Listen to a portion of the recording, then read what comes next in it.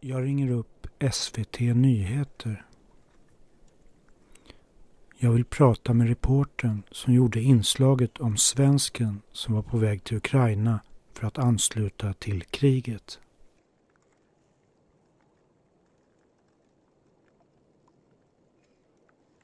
Här följer vårt korta samtal. Annika av SVT. Hej, Martin Stensö. Jag ringde dig tidigare idag. Ja, precis. Bra. Hej. Jo,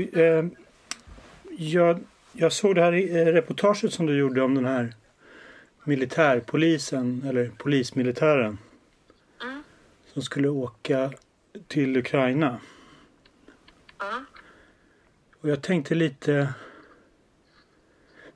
bara fråga, jag har en YouTube-kanal, jag gör lite inslag om olika nyheter, och jag reagerade på att det kändes lite som en uppmaning till svenskar att åka till krigszoner.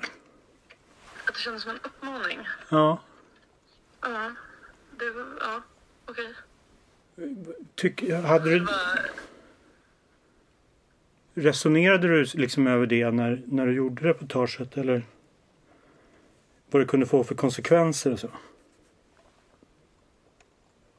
Alltså, det är klart att vi alltid resonerar över våra reportage. Ja. Liksom hur vi använder materialet. Ja, men jag tänkte om man skulle byta ut det till IS, liksom. Att man åker ner och krigar för IS. Det här var ju liksom som en instruktionsbok. Precis vilka man kontaktar, ukrainska ambassaden, och hur man reser till. Ja, men om du uppfattar det som en uppmaning så det har ju liksom inte såklart varit syftet.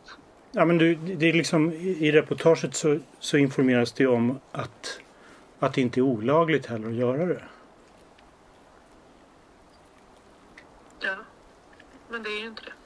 Det kanske inte strider mot svensk lag att resa till en konfliktzon.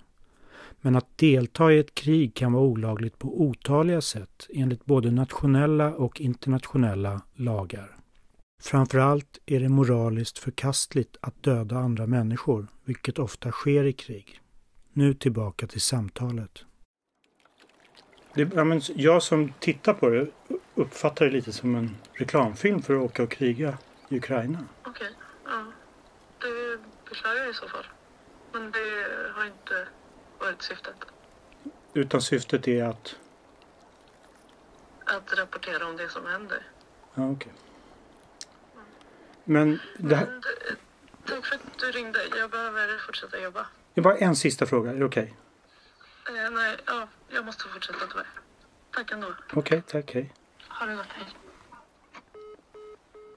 Det här kanske var ett meningslöst samtal.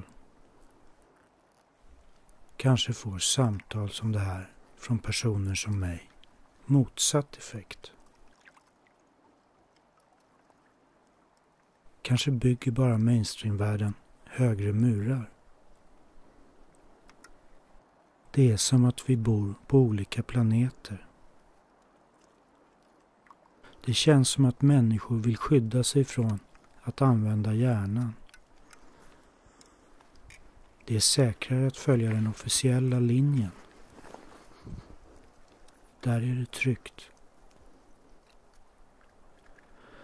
Den officiella linjen är trygg tills tillräckligt många ifrågasätter den. För då blir den inofficiella linjen plötsligt det nya officiella.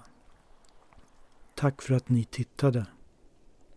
Stötta kanalen via Swish 0735 30 95 07.